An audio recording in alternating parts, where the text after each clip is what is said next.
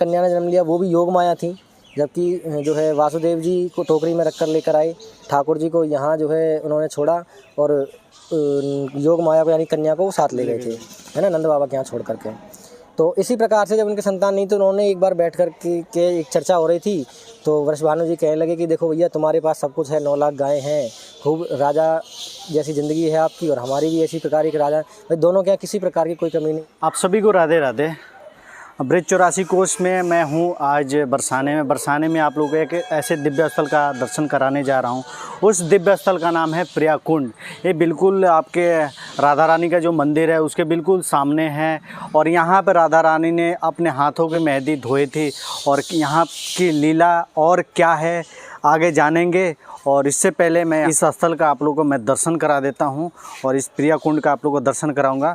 हमारे साथ आज गाइड करने वाले हैं, इससे पहले कई वीडियो में आए हैं रवि जी, ये ऊंचा गांव से हैं, आज वो हमारे गाइडर हैं। जो भी प्रिया कुंड की लीला है वो बताएंगे, यहाँ की लीला क्या है। तो इससे पहले मैं आप लोगों को प्रिया कुंड का पहले दर्शन करा देता हूँ, उसके बाद से यहाँ की जो भी लीला है राधा रानी से जुड़ा वो आप लोगों को समक्ष रखेंगे। तो आप लोगों को मैं थोड़ा सा अच्छे से दर्शन करा देता हूँ इस पीली पोखर का, प्रिया कुंड का।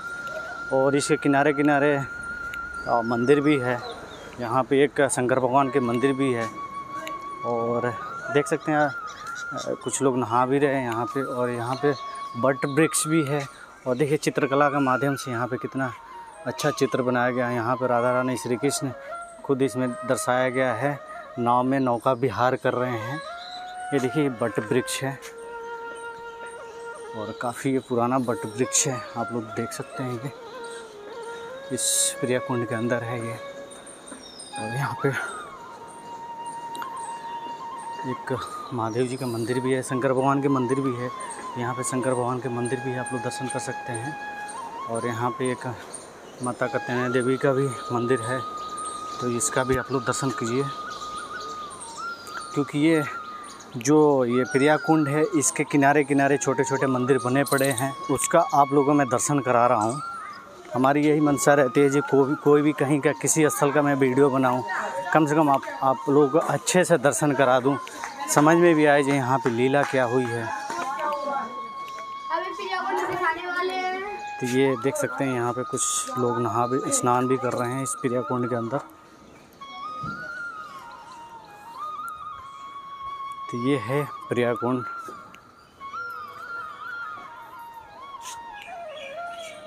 तो आप लोग देख सकते हैं ये प्रिया कुंड, मैं चारों तरफ से आप लोगों को घुमा कर दिखा दिया।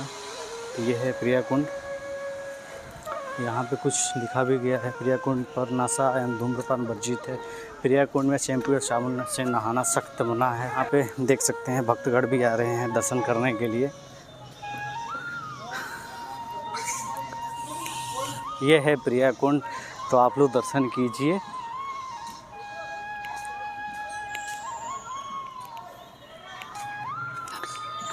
ये प्रिया कुंड बिल्कुल बरसाने में है। आपको बरसाने में जो राधा रानी के मंदिर है बिल्कुल उसके सामने ही है ये प्रिया कुंड। तो आप लोग आए यहाँ पर दर्शन कीजिए। तो ये प्रिया कुंड की महिमा क्या है और यहाँ की जो भी महिमा है भक्तगण को बताए, और इस किस प्रकार से यहाँ पर राधा रानी ने अपने हाथों की मेहंदी इस कुंड में धोई थी।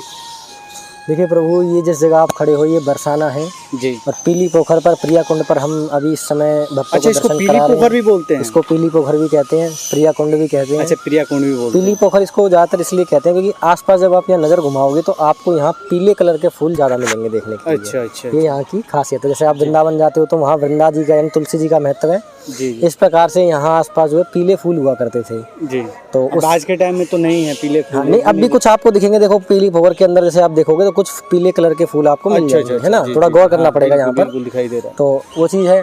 तो इस यहाँ की जो लीला है वो इस प्रकार है कि जैसा कि हमारे जो भक्तगण हैं जो हमारे चित्रकला के माध्यम से भी दिखाया गया यहाँ पे। हाँ, पीले ये फूल का भी दिखाया गया, फूल दिखाए गए हैं चित्रकला के माध्यम से जी। तो जैसा कि अभी जो हमारे भक्तगण हैं जो बरसाना से प्रेम करते हैं, हमारे ठाकुर जी से श्री जी से प्रेम करते हैं, उनको ये जानकारी होगी कि वृषभानु जी ने और नंद बाबा ने बालपन में ही भगवान कृष्ण का और हमारी श्री लाडली जी का विवाह तय कर दिया था। जी। जो कि परंपरा आज भी हमारे ब्रज के अंदर ये चली आ रही है कि जो हमारे ब्रज में जो माता पिता हैं, जो बड़े बुजुर्ग हैं, वही बच्चों का विवाह तय करते हैं और उसी के आधार पर उन्हीं का कहना मानते हुए बच्चों को वहाँ विवाह करना पड़ता है। जी तो ये एक हम ये कहें कि एक जोर ज़बरदस्ती नहीं है, ये एक बड़ों का सम्मान है, क्योंकि वो चाहेंगे तो हमारा भला चाहेंगे।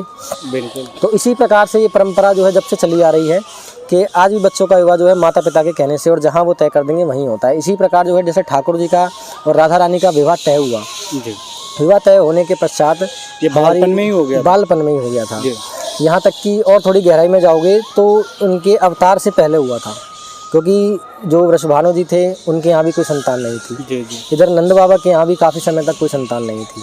तो जिन्होंने कन्या ने जन्म लिया वो भी योग माया थी, जबकि जो है वासुदेव जी को टोकरी में रखकर लेकर आए, ठाकुर जी को यहाँ जो है उन्होंने छोड़ा और योग माया को यानी कन्या को वो साथ ले गए थे, है ना, नंद बाबा के यहाँ छोड़ करके। तो इसी प्रकार से जब उनके संतान नहीं तो उन्होंने एक बार बैठ कर के एक चर्चा हो रही थी, तो वृषभानु जी कहने लगे कि देखो भैया तुम्हारे पास सब कुछ है, 9 लाख गायें हैं, खूब राजा जैसी ज़िंदगी है आपकी और हमारी भी ऐसी प्रकार की राजा, भाई दोनों के यहाँ किसी प्रकार की कोई कमी नहीं है, लेकिन संतान किसी के यहाँ नहीं है। तो उन्होंने संकल्प धारण किया मन में कि अगर मेरे यहाँ कोई कन्या होगी और तुम्हारे यहाँ पुत्र होगा तो मैं आपके यहाँ ब्याह दूंगा, आपके यहाँ कोई कन्या होगी मेरे यहाँ पुत्र होगा तो आप मेरे यहाँ ब्याह देना। इस प्रकार से जो है उन्होंने जैसे बड़े बुजुर्ग तय कर दिया करते थे, तय कर लिया, इसलिए तय कर दिया था।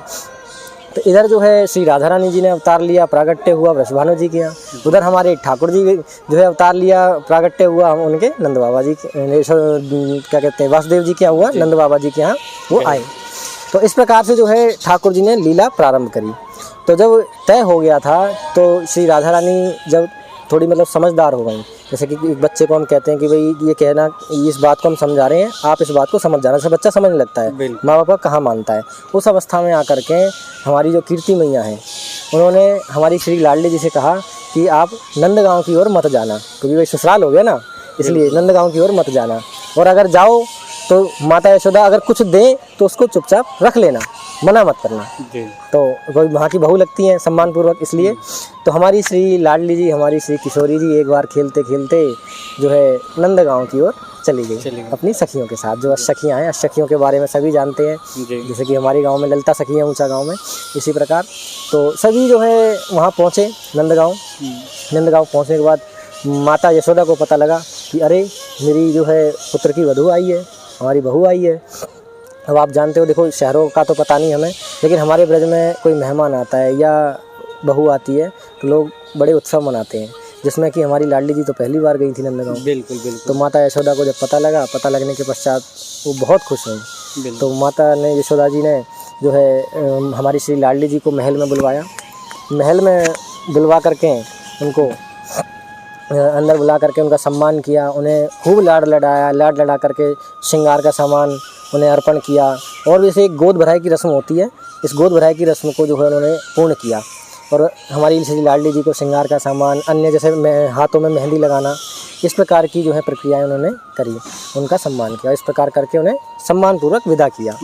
अब हमारी श्री लाडली जी ने देखा कि मेरे पास तो पूरा श्रृंगार का सामान है, हाथों में मेहंदी लग रही है, अगर मैं बरसाने जाऊंगी तो ब्रजवासी गोप तुम्हें पता है थोड़ा सा मजाकिया टाइप रहते हैं, थोड़ा सा वहाँ जाऊंगी तो वो मुझे छेड़ेंगे, जो है मजाक करेंगे हैं, और वहाँ जाकर पता नहीं मैया क्या कहेंगी। इस प्रकार से जो है उनके मन में ये भाव आया।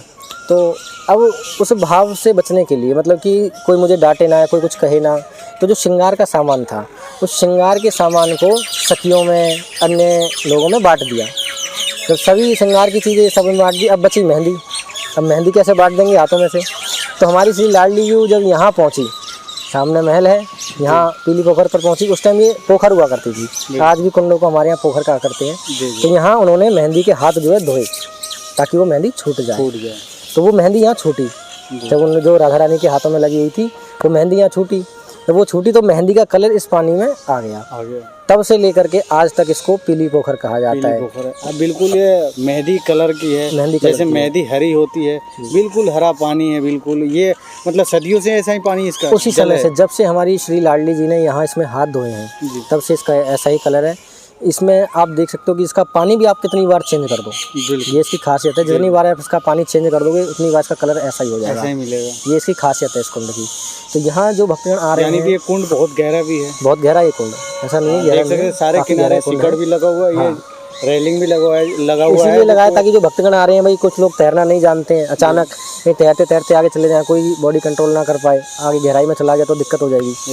तो इसलिए जो भक्तगण बरसाने में आ रहे हैं हमारी ज़्यादातर भक्तगण इस लीलाओं के बारे में जानते हैं और राधा रानी की जो प्रिय सखी हैं उनके बारे में भी जानते हैं। यहाँ पे आना चाहे तो जरा बता दीजिए कैसे आना चाहेंगे यहाँ पे। देखिए, अगर कोई ट्रेन से आ रहा है तो यहाँ से बरसाने से बताइए आप। देखो, बरसाने से जैसे मेन जो अड्डा है, मतलब बस अड्डा जो है मेन, जैसे ही बरसाने के चौक पे आप पहुँचोगे तो राइट हैंड पे एक रास्ता जा रहा है। राइट हैंड पे जैसे ही रास्ते पे आप आओगे तो एक पुलिया बनी हुई है नाले के ऊपर से। उस पुलिया में जैसे ही आप राइट हैंड पे एंटर करोगे, थोड़ा सा एंटर करते ही थोड़ा सा अंदर आपको चलना है। अंदर एंटर करते ही राइट हैंड पे एक गली मुड़ रही है पतली सी। उसमें जैसे ही आप मुड़ोगे तो सामने पहले पीली पोखर पड़ेगी। पीली पोखर के सामने ही विनोद बाबा का भी आश्रम है। तो ये यहाँ की पहचान है। और अगर कोई भक्तगण दूर से आ रहा है तो पास में पड़ेगा कोसिकला स्टेशन, वहाँ से यहाँ बरसाना पास पड़ता है। इस प्रकार की यहाँ की ये लीला। तो मैं प्रियाकुंड के नीचे जा रहा हूँ और नीचे से आप लोगों को प्रियाकुंड का दर्शन कराऊंगा। ब्रिज 84 कोस में जितने भी ये कुंड मिलते हैं और हर कुंड में सिकड़ रहता है। तो देखिए यहाँ इस कुंड में भी सिकड़ है, क्योंकि इससे पता चलता है कि ये कुंड कितना गहरा है, इसलिए सिकड़ लगाया गया है। और देखिए यहाँ पर रेलिंग भी लगाया गया है, जो कोई भी श्रद्धालु आए नहाए रेलिंग क्रॉस ना करे, क्योंकि ये इसका मतलब ये दिखाया गया है जी ये गहरा पानी है, इसलिए रेलिंग लगाया गया है, जिससे आगे कोई जाके नहाए ना, वरना डूब भी सकते हैं, कुछ भी हो सकता है।